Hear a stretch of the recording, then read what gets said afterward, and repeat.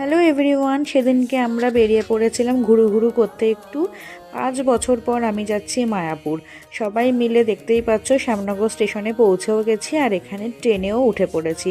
একদম ট্রেন ফাঁকা ছিল, তাই কোনো অসুবিধা হয়নি, যে যেখানে পেরেছি বসে পড়েছি, দেখতেই পাচ্ছ।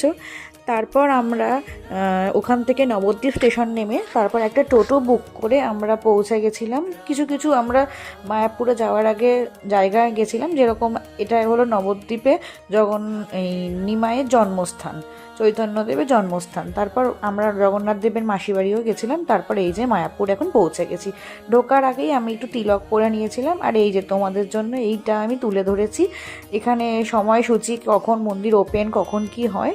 তারপর তোমরা কিন্তু অবশ্যই আগে লাঞ্চের কুপনটা কেটে নেবে। আমি গদা ভবনে লাঞ্চের কুপন 150 টাকা থালিটা কেটে নিয়েছিলাম। তো এখানে তোমরা দেখে নাও, বাকিটা আমি নেক্সট পার্টে এনে দেখাবো।